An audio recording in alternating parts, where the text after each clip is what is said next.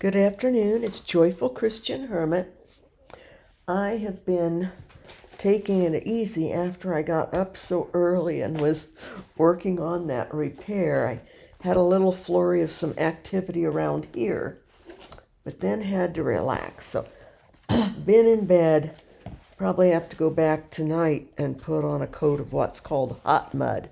Hot mud dries faster than normal and it dries harder than usual mud. But anyway, I think I'm getting a little better, but still now I'm going to have to build up stamina all over again.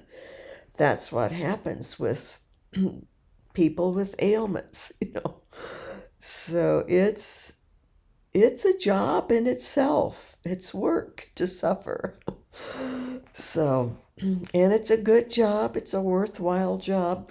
I've been noticing people, somebody commented, one of the viewers did, grateful that I'd mentioned a book or talked about a book or something.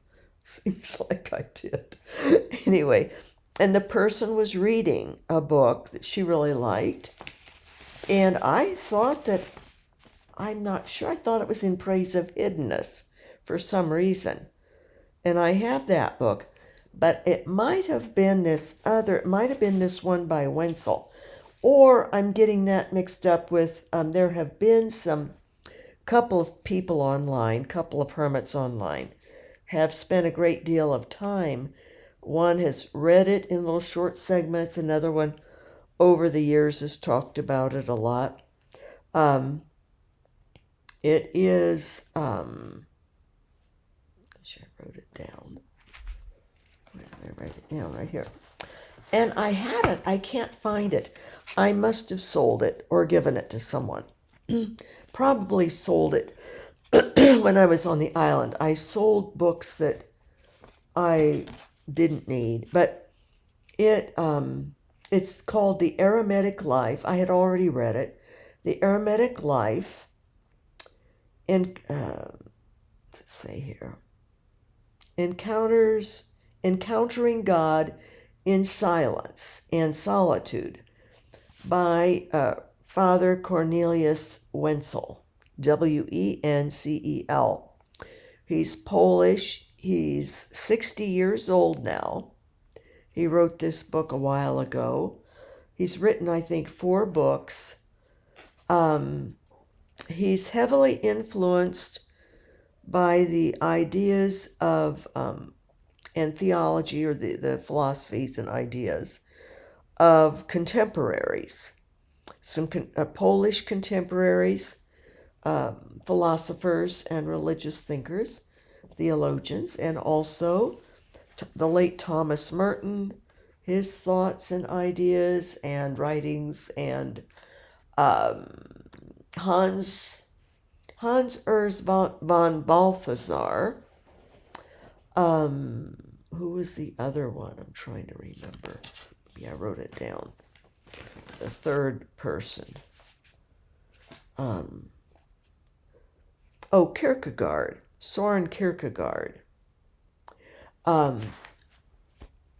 Philosopher and theologian. So, and that's maybe in part, other people, find it fundamental and all.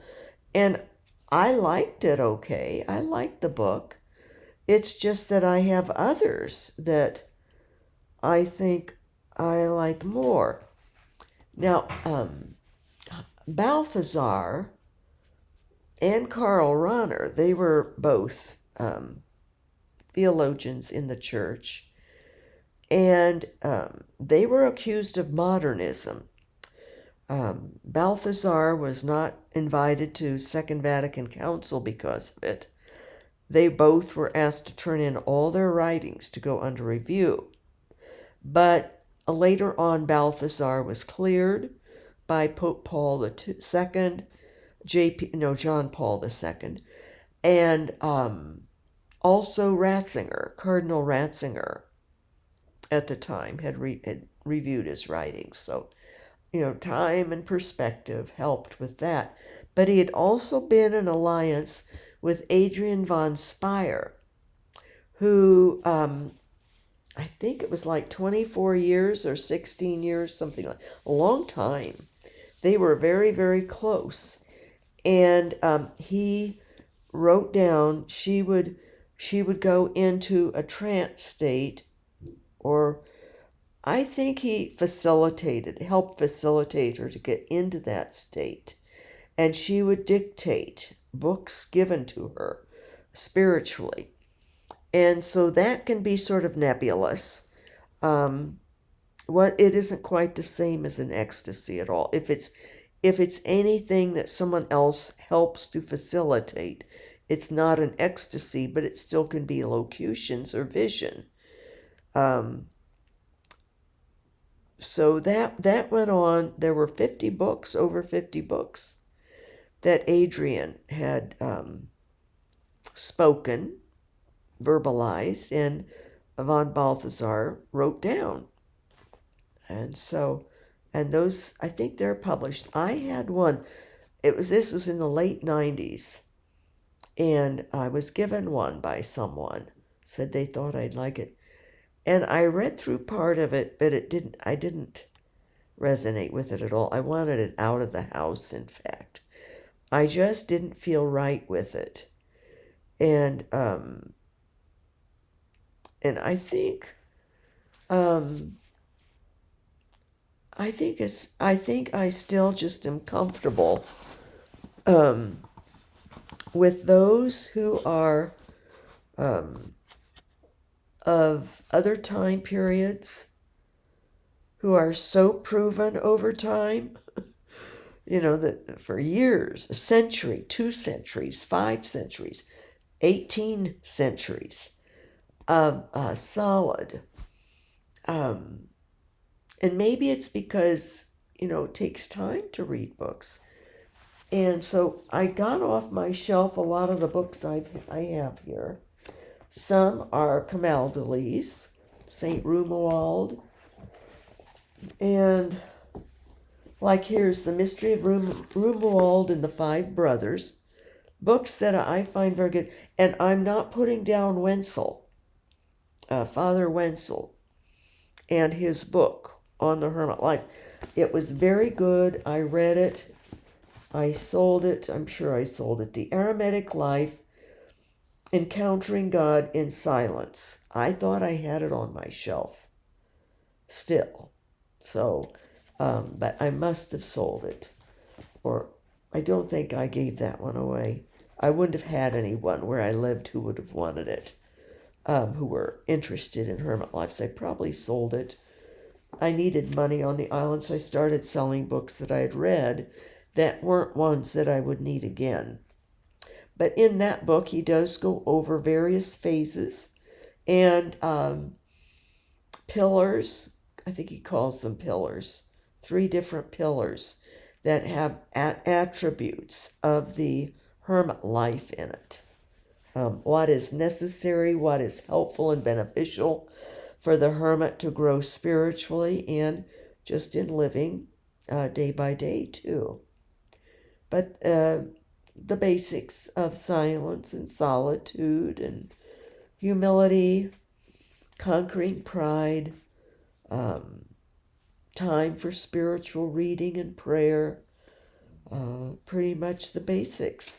So I think you can just put that on online or go to YouTube. One hermit, I think, has read it in sections on there. It's on there. Maybe in 8 videos or something. She goes through it. At least maybe talks about it or something.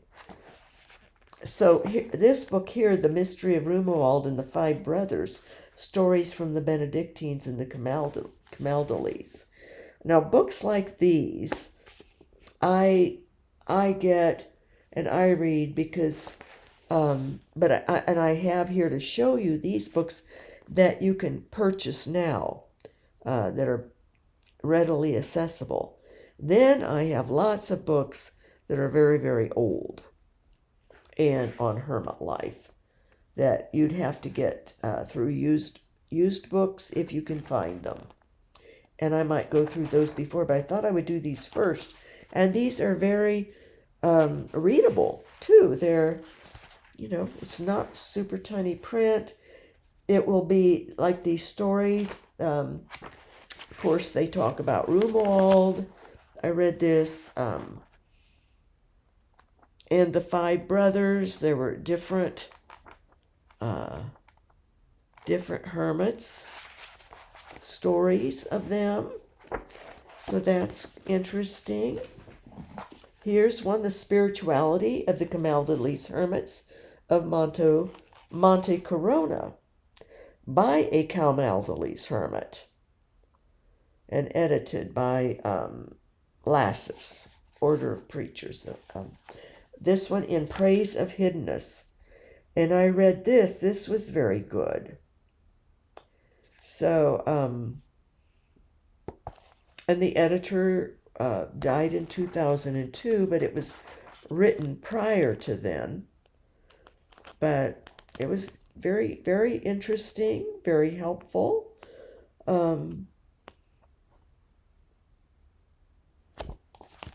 Here's another one. Camaldolese Spirituality, Essential Sources, it's called. This one is translated by Peter Damian Belisle, Belisle. Camaldolese Spirituality. We sort of go through some of a fairly long Constitutions is in one of the chapters, with just lots of information. Book of the Eremitical Rule, a letter by Peter Damian,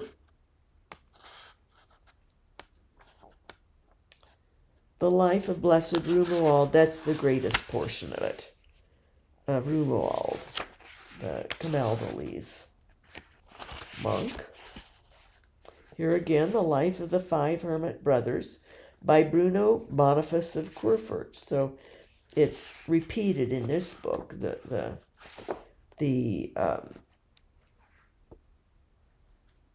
life of the five hermit brothers. So just lots of, and then you just get lots of good information from reading these books. Let's see if I have any more of the Camaldolese.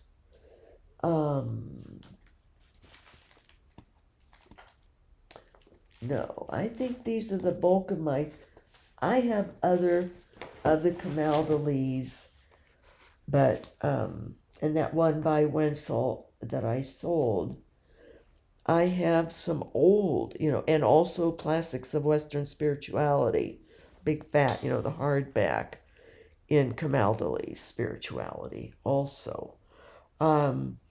You just get a broad spectrum of hermit life, but the Camaldolese, though, weren't considered really hermits. Romuald was, I think, I'm trying to remember even. But you get a lot of good information from them. Even if they weren't just strict hermits and solitary. Some of them are. Some of the Camaldolese were hermits, went off. And I think they're considered that, but they live in community, a lot of them do. And I don't consider that hermit life. The Carthusians say they're not hermits. However, they live in solitude, in the most solitude, and they're the most strict of any of the religious orders that have a very solitary, cloistered life. They are the most extreme of those. And that's the bulk of my books. And I was just drawn to the Carthusians from way back. And that was the training I got from the person in England who had started a community where we lived in our own locales, in our own hermitages, had our own spiritual director, but we had a curriculum, a postulancy and a novitiate, and then would take our first vows. And I was at the end of my novitiate when I realized that my diocese was in uproar. The bishop and the Reverend Monsignor, he didn't know me then, and they did this behind my back investigation because people had written to them, because she didn't have things really in a good structure of when we would do things. So she said, to put the habit on and then write a letter to the bishop. And my diocese wasn't going for that. People wrote in and making a big to-do. And then when they found out that I was legitimately in this, but that was too late. But in all of that, then I found out that the woman who started this didn't really have it organized well enough. I didn't think it was going to pass muster. Plus, she showed a great deal of pride and was disobedient to her vicar general, who was her supervisor and director for this startup community. And I did not go for that. Well, I mentioned it to her, and she just flipped out. So I thought, no, this isn't, and it fell apart a couple of years later then. Here's another book, The Lives of the Desert Fathers. This is Ciistercian Publications. Introduction by Benedicta Ward, translated by Norman Russell. And this has lots of Desert Fathers in a more updated version. I have the very old by Waddell, and even older books and sayings of the Desert Fathers.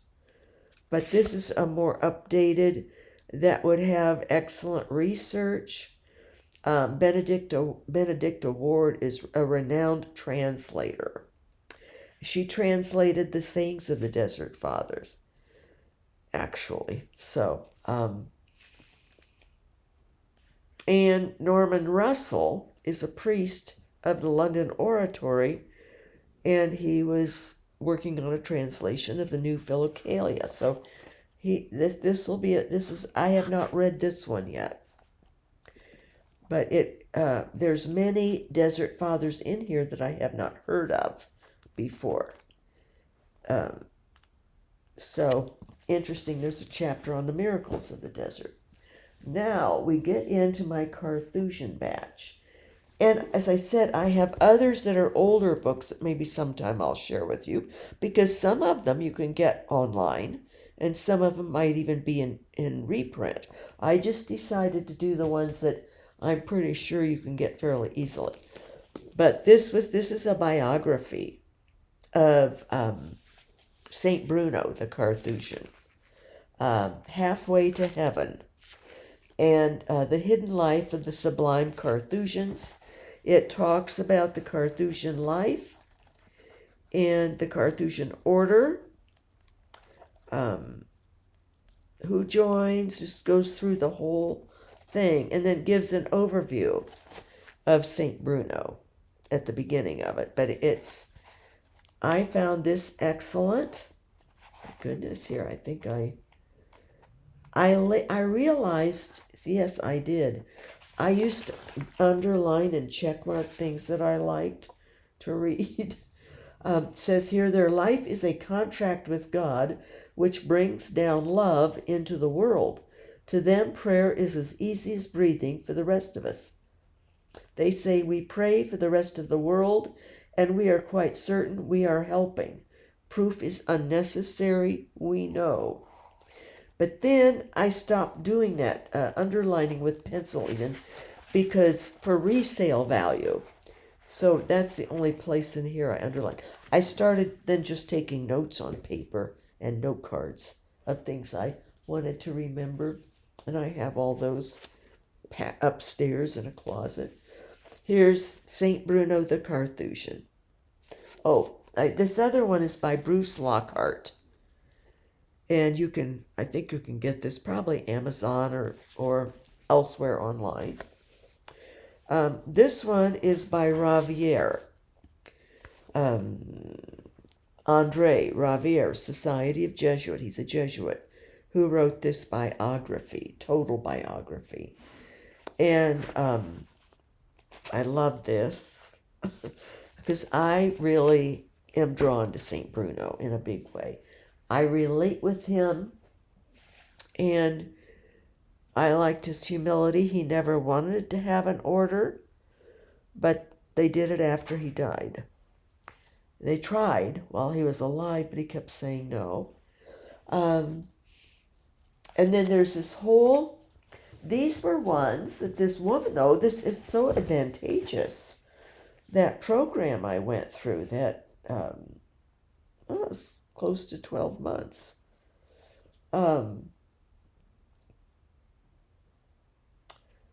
These were all by one publisher. Let me get the ones that are by one publisher and then the other to go through with you. And I've read these. They're very, very good.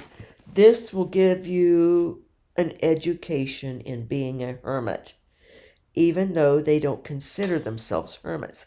They are the closest to hermits of any order.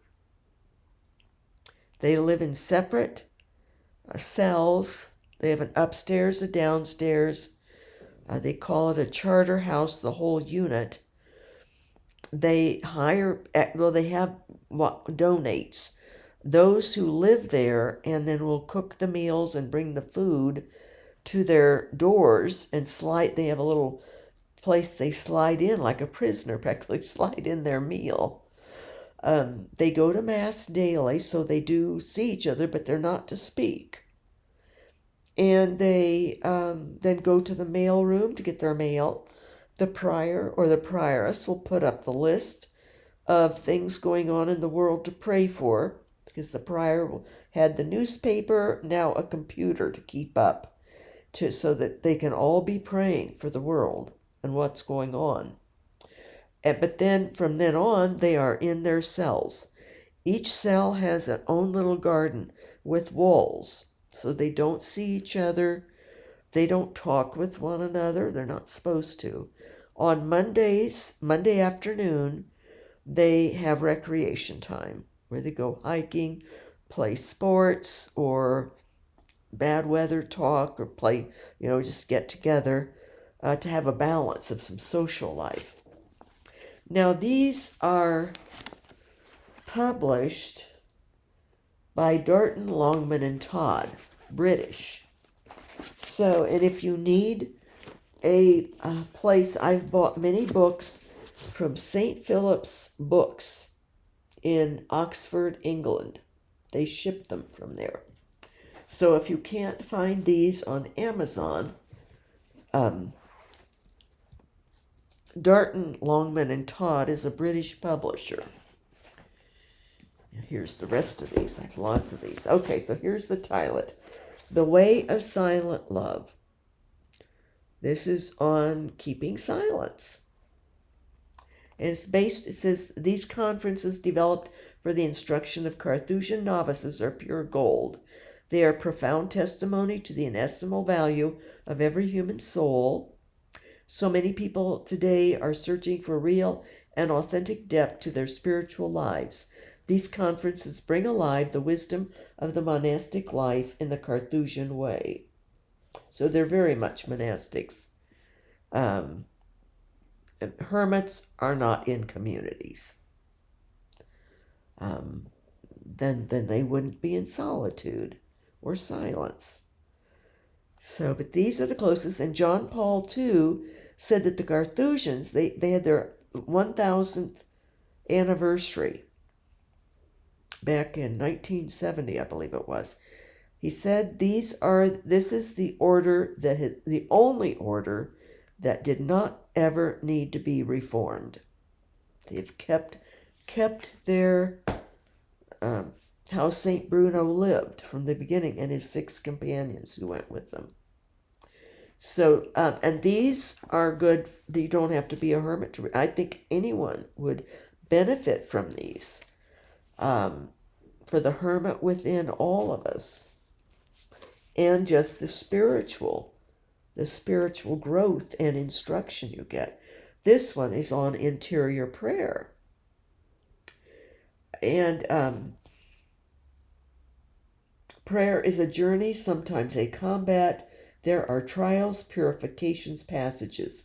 It is at once the most simple and most profound of human activities. May these pages help someone to discover its hidden joy. It says here, for members of the Carthusian order, prayer is not just something that is done at certain times of day.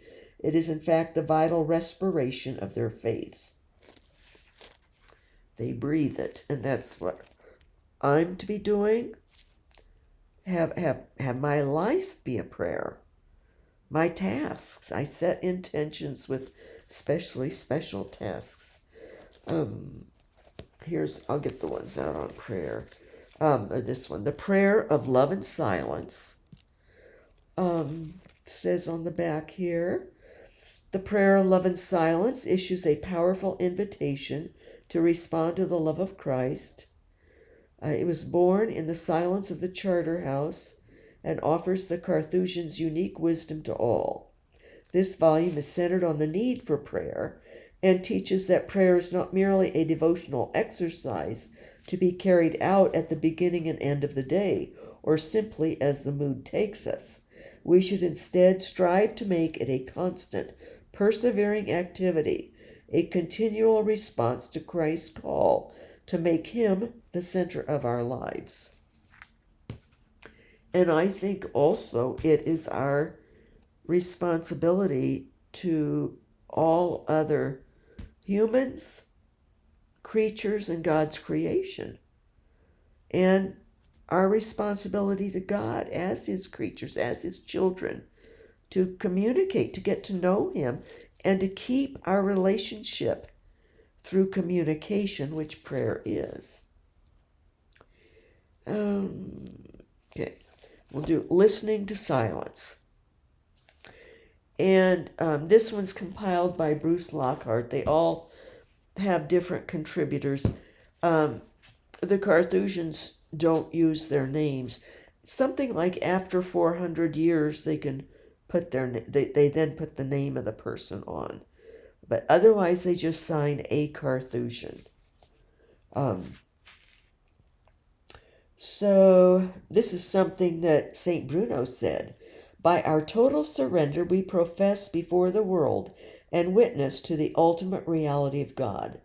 Our God-given joy in loving and serving him exclusively proves to the world that his gifts are a reality which can replace most of the so-called necessities of worldly life. It proves that the spiritual life is an everyday reality. So, for hundreds of years, Carthusians writing in solitude, alone with God, have produced some of the most powerfully spiritual writing known to humankind. I can attest to that.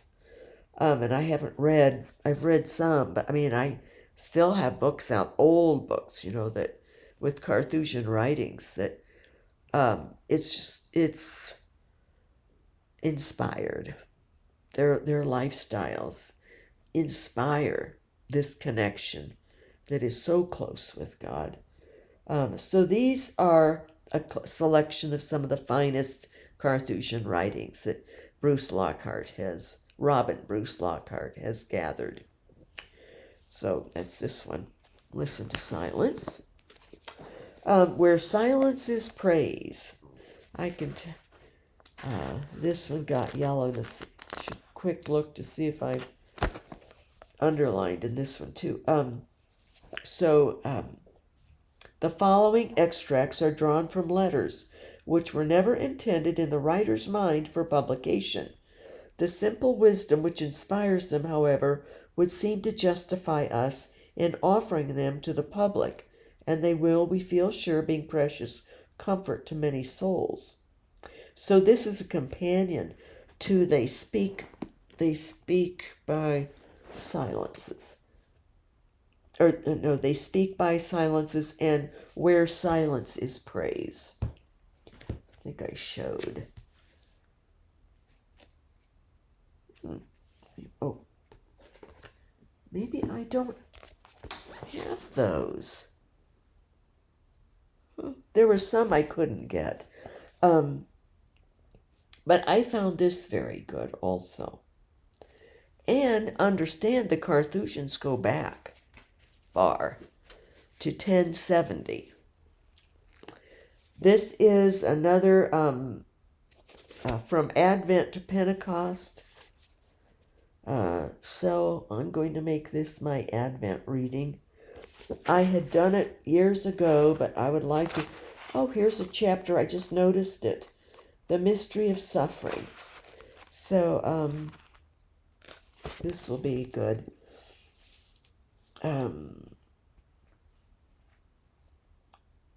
Let's see, it says, "Be my joy in the heart of the church." The writer of these conferences for Carthusian monks adds a note that is a definition of Carthusian life which is as good as any other, it seems to me. Be my joy in the heart of the church. So, that's a good one. Poor, therefore rich. Carthusian Novice Conferences. Followers of the way of Jesus Christ through 2 millennia have engaged in the joyful, life-costing struggle of responding to the challenge of being transformed into Christ's likeness. This further volume of Carthusian Novice Conferences offers the Father Master's words of instruction on poverty to the men who have been drawn to the Carthusian form of the Christian way. Talks about, as with all of us, poverty operates on many levels, and one of the most remarkable qualities of these talks is that these will just be not just, but oh my goodness, I marked in this one a lot. Here's one right here. The poverty of a monk is resignation from care. It is life without anxiety and travels light, far from sorrow and faithful to the commandments.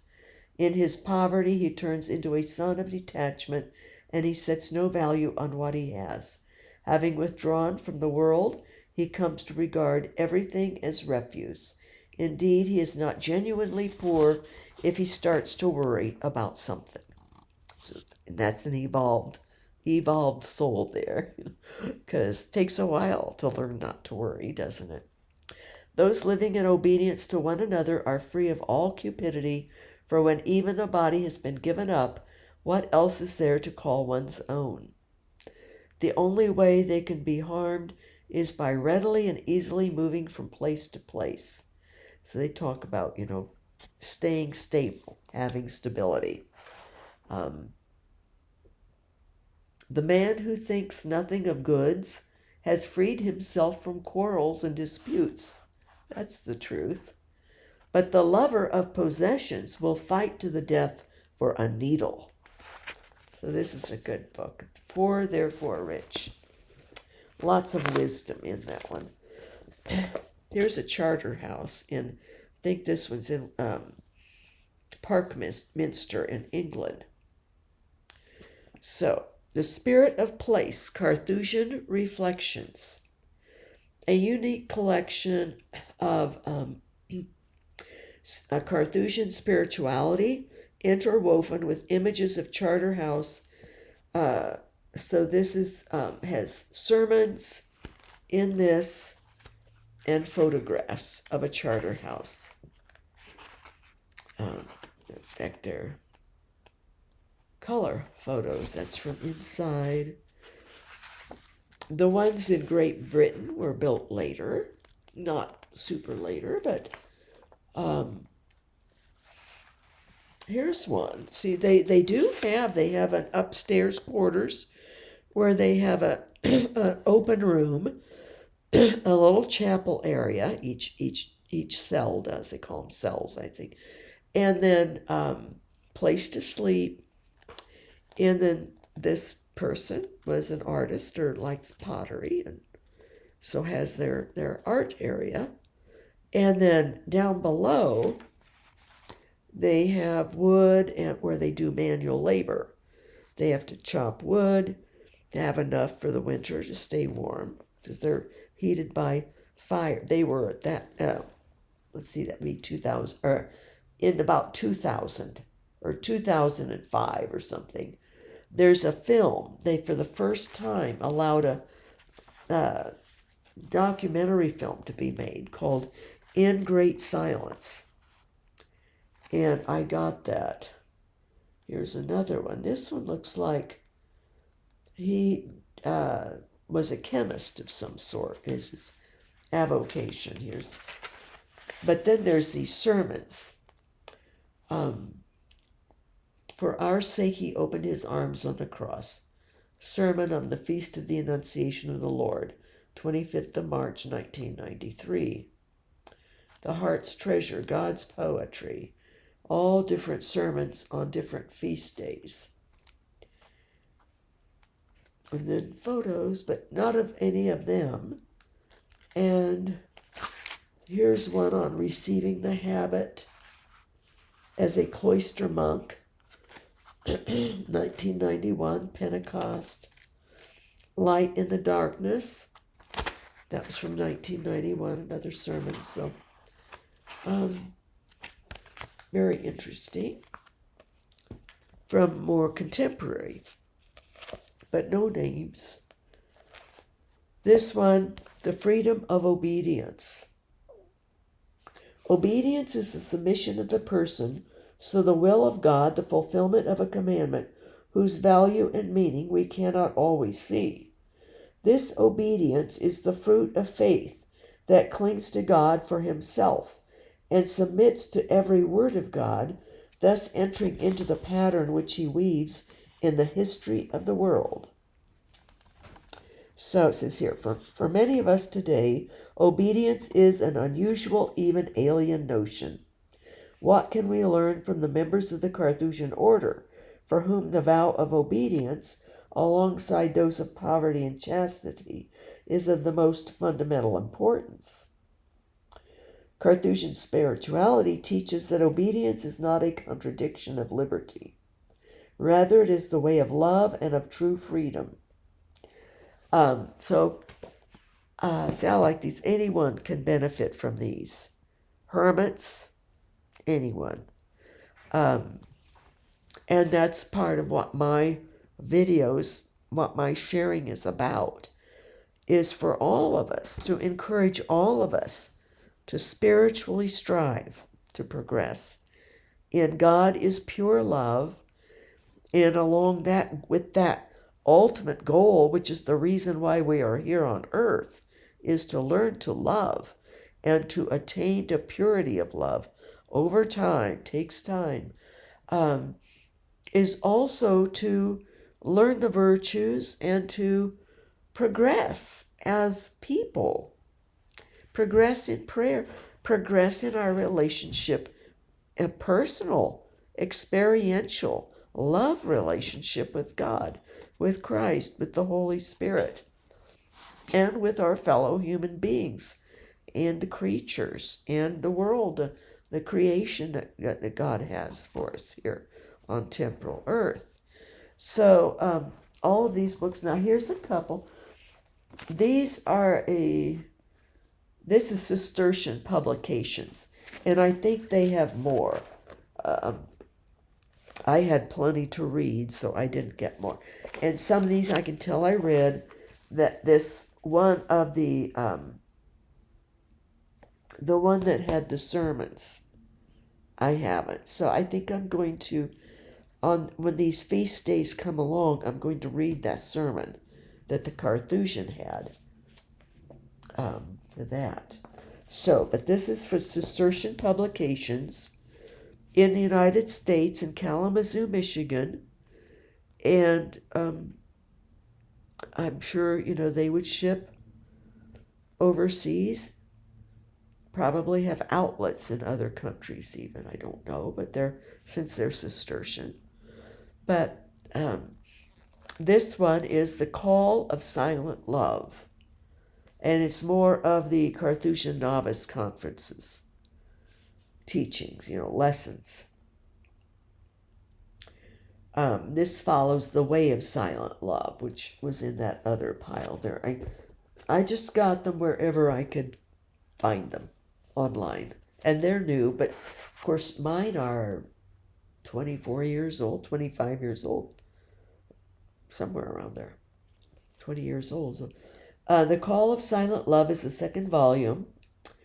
It is a profound and eloquent examination of the twin themes of vocation and discernment, in which the Father Master speaks about the nature of a calling, the internal and external struggles, the discernment of spirits, and the overall framework in which we live our lives.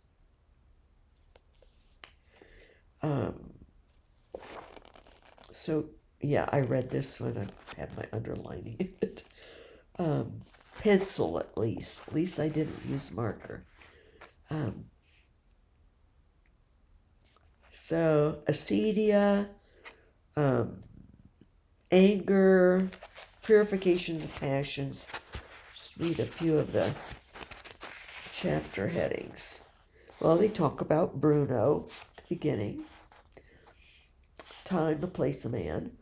The statutes of the Carthusians, the vocation, the call. Sell everything that you have, that scripture. Follow me. The yes and time, the school of the Holy Spirit, the interior master, the discernment of spirits in monastic tradition, purification of the passions. There's several, 4 or 5 chapters on that.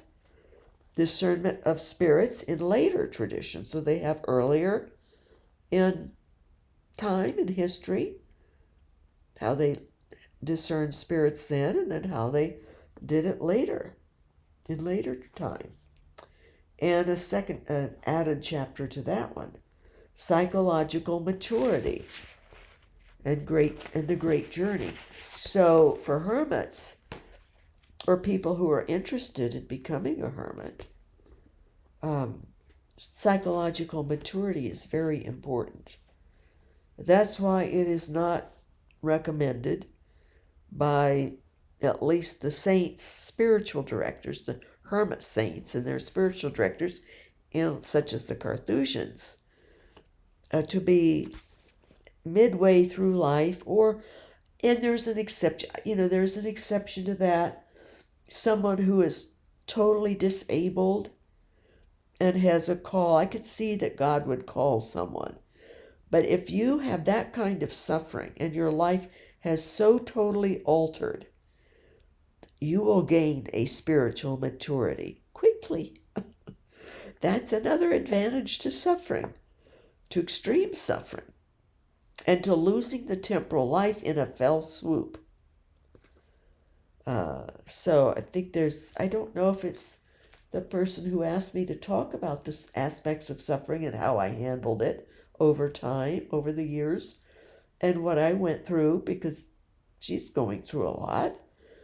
But there was someone who was 25 and disabled and a hermit. So I consider someone like that a different than an exception than someone who could still be out in the world and just came from the world.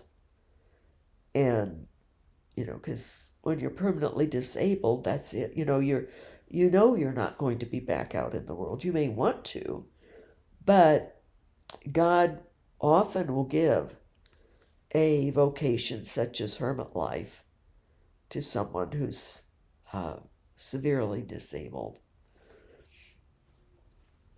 The Wound of Love. This is a miscellaneous of this one. I thought I read this one. I have had so much life.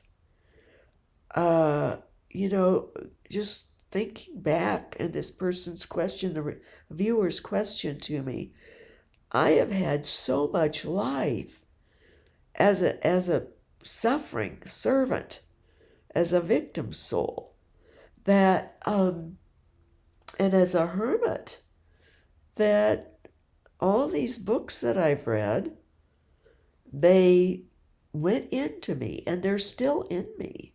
They're in my subconscious. But yet, like this, I think, did I read this? I'm pretty sure I did. So let me read a little bit about this book. Well, it says here, life in a Carthusian monastery remains hidden from the world from the foundation of the Grand Chartreuse in the 11th century until the present day. Carthusian monks and nuns have pursued a solitary life within community. Uniquely among the several monastic reforms of the 11th century, the Carthusians translated the ideal of the desert anchorite into a European institution. So, let's see what it says here. This vocation, these monks of the late 20th century tell us with wit, honesty, and wisdom in essentially the same vocation as that of all Christians. In the monastic life, there is an intensity and an immediacy which tears away distractions and makes the message compellingly direct.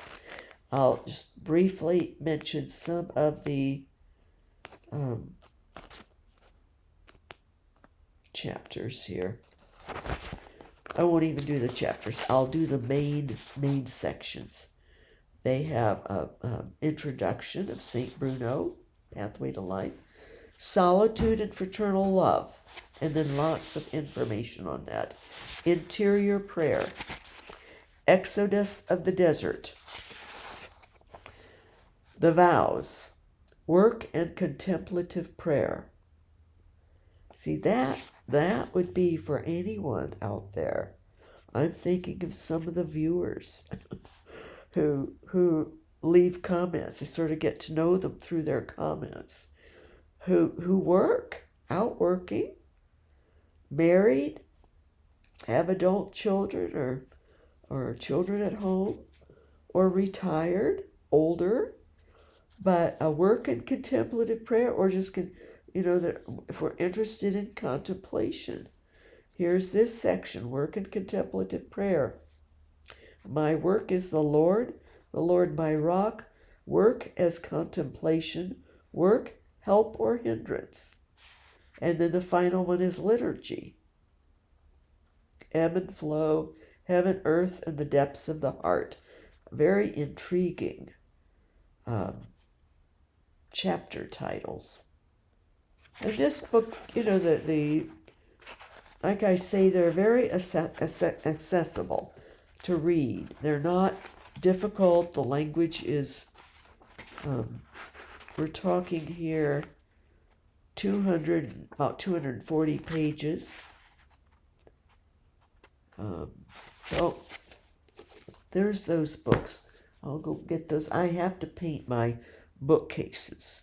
So I have to clean them all off and get it all dusted and swept and sanded and all of that. I'm not doing it anytime real soon, but I don't mind getting these books down then to show you. But so these are some of the books that I have found very helpful, and there are probably, out of this pile, maybe 3 that I have not read, 3 or 4 out of probably 18 here.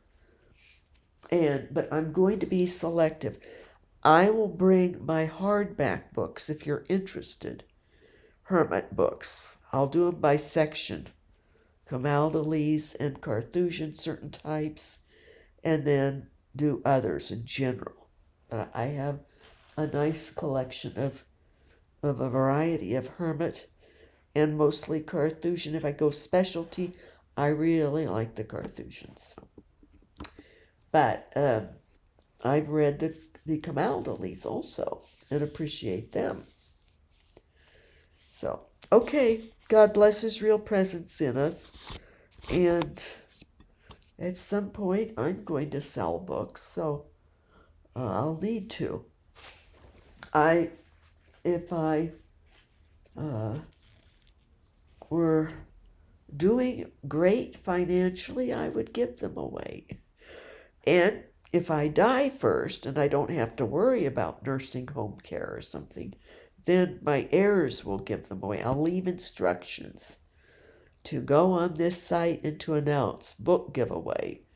And you can leave comments with, you want them, or even set up a phone number call and say what books you want. And I'll leave instructions and my will that they need to mail them out, or just a separate instruction I'll do. So, all right, it's getting to be sunset here, and I need to do a little extra work and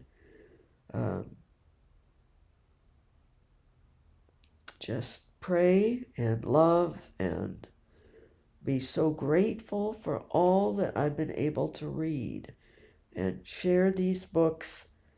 I'm really keen on people, including children, learning aspects of hermit life, just little bits, not that, to enhance the prayer, especially to enhance prayer with God, so that we have a really close relationship with God, everyone. It's so important to be so close to His real presence, the Trinity, and communicate and pray